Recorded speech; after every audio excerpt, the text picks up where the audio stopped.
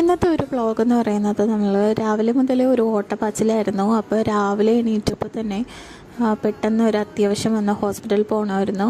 അപ്പോൾ ഹോസ്പിറ്റലിൽ പോകാൻ വേണ്ടി ഒരു ഓട്ടോ പിടിച്ചാണ് പോകുന്നത്. അപ്പോൾ നമ്മൾ ഇവിടെ ഹോസ്പിറ്റലിൽ കോസ്മോ ഹോസ്പിറ്റലാണ്, അപ്പോൾ അത്രയും ദൂരം പോകണം. അങ്ങനെ ഓട്ടോയും പിടിച്ച് ഒരുപാട് നേരം ഇങ്ങനെ അതിലിരുന്ന് കൊണ്ട് പുറത്തുള്ള കാഴ്ചകളും കണ്ടിട്ട് ഇങ്ങനെ പൊയ്ക്കൊണ്ടിരിക്കുകയാണ്. കുറേ നേരം പിടിക്കും അങ്ങ് എത്താൻ വേണ്ടിയിട്ട്. അപ്പം ഞാൻ ഇവിടുന്ന് പോകുന്നതേ ഉള്ളൂ. ഓട്ടോയാണെങ്കിൽ നല്ല കുലുക്കമുള്ള ഓട്ടോയാണ്. ഹോസ്പിറ്റലിൽ പോയാൽ നമുക്ക് പെട്ടെന്നൊന്നും നമ്മൾ വിചാരിക്കുന്ന സമയത്തൊന്നും തിരിച്ചു വരാനൊന്നും പറ്റത്തില്ല.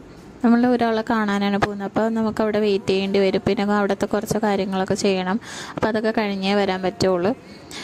അപ്പോൾ അങ്ങനെ ഒരുപാട് നേരം ഓട്ടോ ഇരുന്ന ശേഷം ഹൈവേ കഴിഞ്ഞിട്ട് പിന്നെ കുറച്ച് മുന്നോട്ട് വീണ്ടും കുറേ പോകാനുണ്ട്. ഇരിക്കുന്നതോറും ഭയങ്കര ബോറിംഗ് ആണ്. കാരണം പുറത്തുള്ള കാഴ്ചകൾ കണ്ടാലും സ്ഥലം പെട്ടെന്ന് എത്തത്തില്ലല്ലോ. അപ്പം അത്രയും നേരം ഓട്ടോയിൽ തന്നെ ഇങ്ങനെ ഇരുന്ന് ഒരുപാട് നേരം പിടിച്ചു. പിന്നെ അത് കഴിഞ്ഞിട്ട് അതുകൊണ്ട് ഇപ്പം നമ്മൾ പാലത്തിൻ്റെ താഴെ ഭാഗത്ത് ഫുള്ള് കായലാണ്. അപ്പോൾ അതൊക്കെ ഇരുന്ന് കണ്ട് ആസ്വദിച്ച് മുന്നോട്ട് പോകുമ്പോൾ പിന്നെ ലുലു മോളിൻ്റെ ഫ്രണ്ടിൽ കൂടെ പോവുകയാണ്. ലുലു മോളിൻ്റെ അകത്ത് കയറിയില്ലെങ്കിൽ ലുലു മോളിൻ്റെ ആ ഫ്രണ്ട് കാണുമ്പോൾ ഒരു സമാധാനം. അവസാനം നമ്മൾ വളഞ്ഞ് തിരിഞ്ഞ് ഒരുപാട് നേരം പിടിച്ച് നമ്മൾ അവസാനം കോസ്മോ ഹോസ്പിറ്റലിലെത്തി.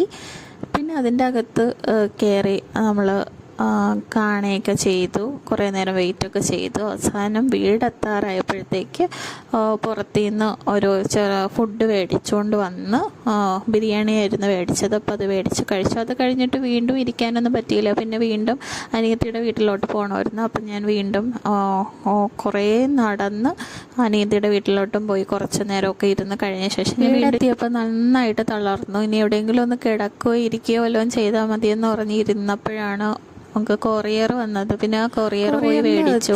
വാൾ സ്റ്റിക്കറായിരുന്നു. വാൾ സ്റ്റിക്കർ എന്ന് അറിയാമെങ്കിൽ നമ്മുടെ കയ്യിൽ കിട്ടുമ്പോൾ ഒരു പ്രത്യേക ഒരു സന്തോഷം നമുക്ക് അന്നേരം തോന്നും. ഞാൻ ഒരു റോളേ മേടിച്ചുള്ളായിരുന്നു. ഒരു ചുമരിൽ ഒട്ടിക്കാൻ മാത്രമാണ് മേടിച്ചത്. ഇതിൻ്റെ ലിങ്ക് ഞാൻ ഡിസ്ക്രിപ്ഷനിൽ കൊടുത്തേക്കാം, ആവശ്യമുള്ളവർ മേടിച്ചുള്ളൂ കേട്ടോ. അപ്പോൾ എൻ്റെ ആ ഒരു വാളിൻ്റെ കളർ വെച്ചാണ് ഞാൻ ഇത് മേടിച്ചിരിക്കുന്നത്.